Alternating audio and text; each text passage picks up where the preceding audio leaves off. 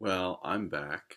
This has been a longer break than usual. Today is February 21st, 2018, and we're reuniting with C.S. Lewis and his first book of the Narnia series, The Lion, the Witch, and the Wardrobe. Chapter 13 will be called Deep Magic from the Dawn of Time. Let's see what that's about. Now, we must get back to Edmund. When he had been made to walk far farther than he had ever known that anybody could walk, the witch at last halted in a dark valley all overshadowed with fir trees and yew trees. Edmund simply sank down and lay on his face doing nothing at all, and not even caring what was going to happen next, provided they would let him lie still. He was too tired even to notice how hungry and thirsty he was. The witch and the dwarf were talking close beside him in low tones. "No," said the dwarf, "it is no use now, O Queen. They must have reached the stone table by now." "Perhaps the wolf will smell us out and bring us news," said the witch. "It cannot be good news if he does," said the dwarf. "4 thrones in Cair Paravel," said the witch. "How if only 3 were filled? That would not fulfill the prophecy." "What difference would that make now that he is here?" said the dwarf. He did not dare, even now, to mention the name of Aslan to his mistress. "He may not stay long, and then we would fall upon the 3 at Cair." "Yet it might be better," said the dwarf, "to keep this one," here he kicked Edmund, "for bargaining with." "Yes, and have him rescued," said the witch scornfully.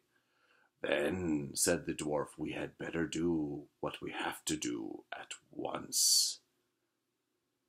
"I would like to have done it on the stone table itself," said the witch. "That is the proper place. That is where it has always been done before." "It will be a long time now before the stone table can again be put to its proper use," said the dwarf. "True," said the witch, and then, "Well, I will begin." At that moment, with a rush and a snarl, a wolf rushed up to them. "I have seen them. They are all at the stone table with him.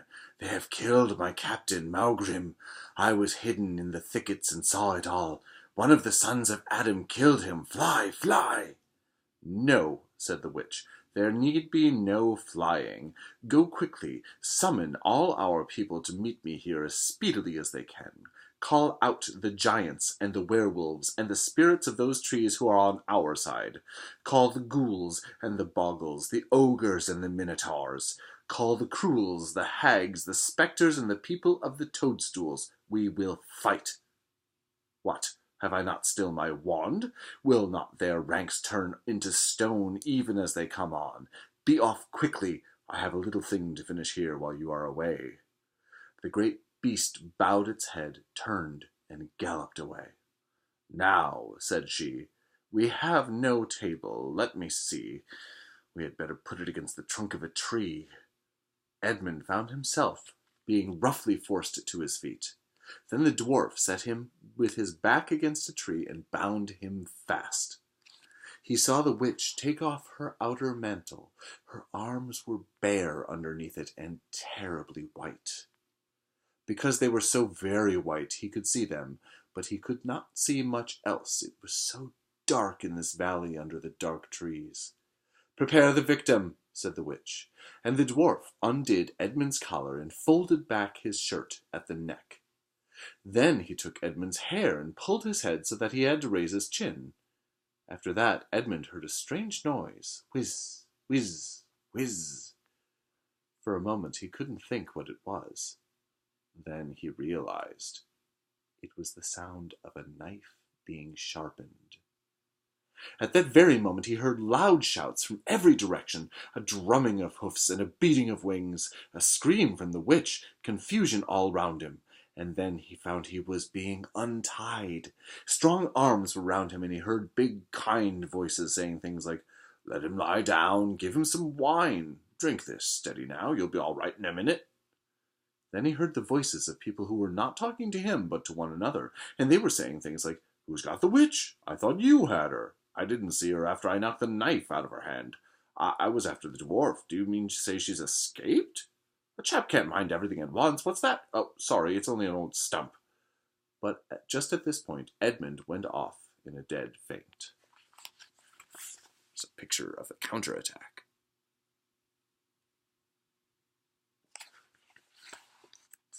Presently, the centaurs and unicorns and deer unicorns and deer and birds, they were of course the rescue party which Aslan had sent in the last chapter, all set off to go back to the stone table, carrying Edmund with them.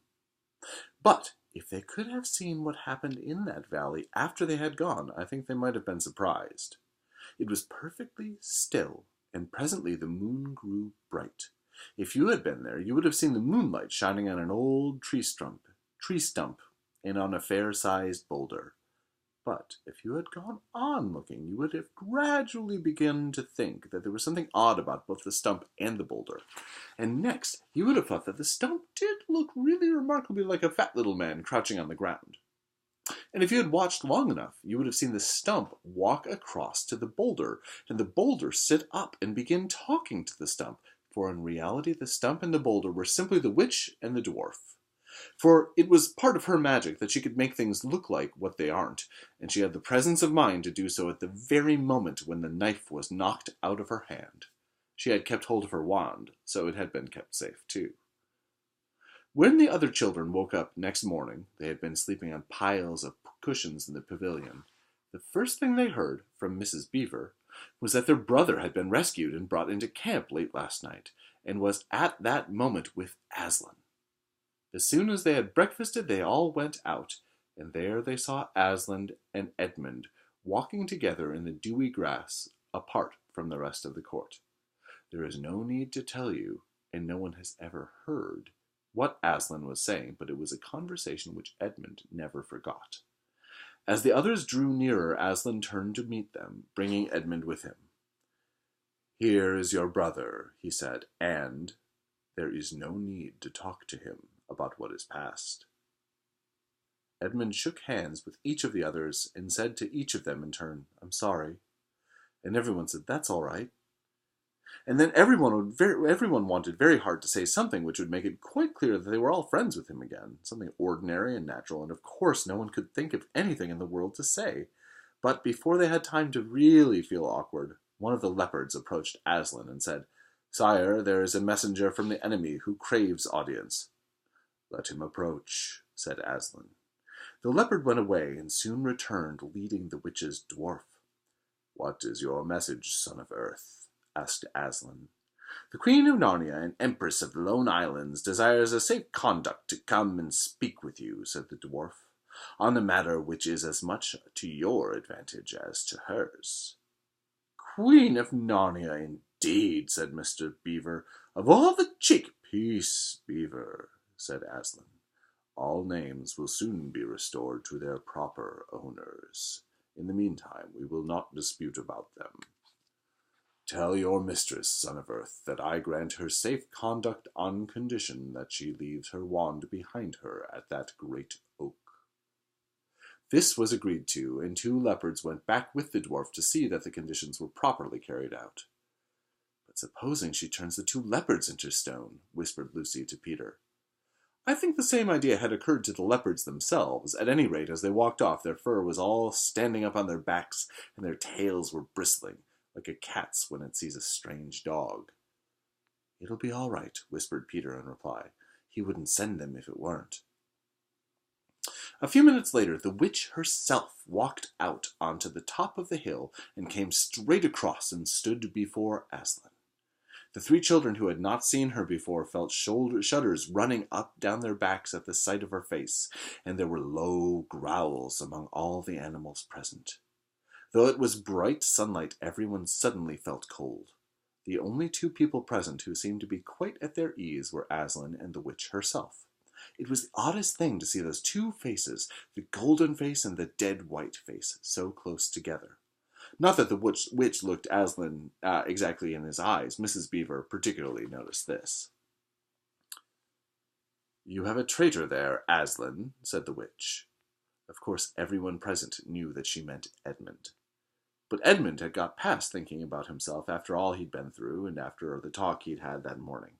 He just went on looking at Aslan. It didn't seem to matter what the witch said. "Well," said Aslan, "his offense was not against you." "Have you forgotten the deep magic?" asked the witch. "Let us say I have forgotten it," answered Aslan gravely. "Tell us of this deep magic."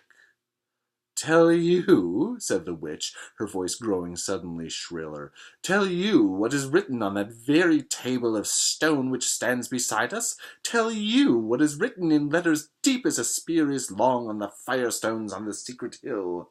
Tell you what is engraved on the scepter of the Emperor beyond the sea? You at least know the magic which the Emperor put into Narnia at the very beginning. You know that every traitor belongs to me as my lawful prey, and that for every treachery I have a right to a kill." "Oh," said Mr. Beaver, "so that's how you came to imagine yourself a queen, because you were the Emperor's hangman. I see." "Peace, Beaver," said Aslan with a very low growl. "And so," continued the witch, "that human creature is mine. His life is forfeit to me. His blood is my property."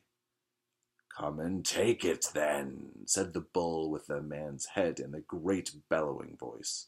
"Fool," said the witch with a savage smile that was almost a snarl, "do you really think your master can rob me of my rights by mere force? He knows the deep magic better than that. He knows that unless I have blood, as the law says, all Narnia will be overturned and perish in fire and water." "It is very true," said Aslan. "I do not deny it." "Oh, Aslan," whispered Susan in the lion's ear, "can't we, you won't, will you? Can't we do something about the deep magic? Isn't there something you can work against it?" "Work against the Emperor's magic," said Aslan, turning to her with something like a frown on his face. And nobody ever made that suggestion to him again. Edmund was on the other side of Aslan, looking all the time at Aslan's face. He felt a choking feeling and wondered if he ought to say something. But a moment later he felt that he was not expected to do anything except to wait and to do what he was told. "Fall back, all of you," said Aslan, "and I will talk to the witch alone." They all obeyed. It was a terrible time, this, waiting and wondering while the lion and the witch talked earnestly together in low voices. And here's what that looks like.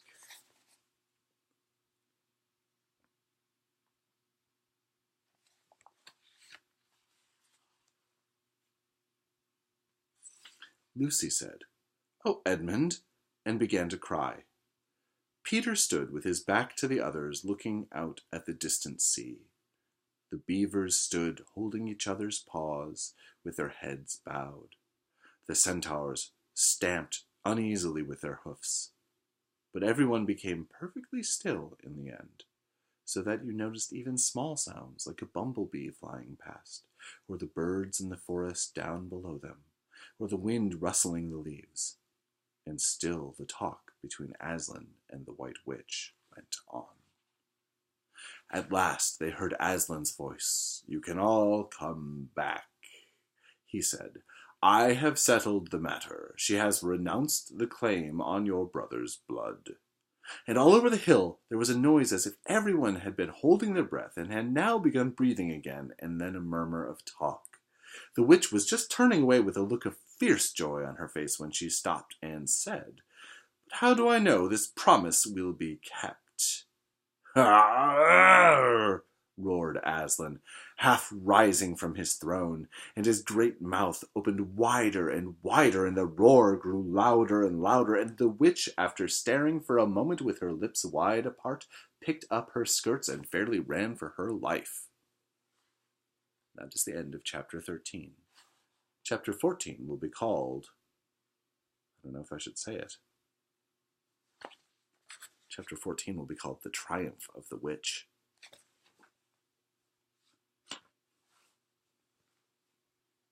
Guess we better come back and read that one. Hope something else comes after.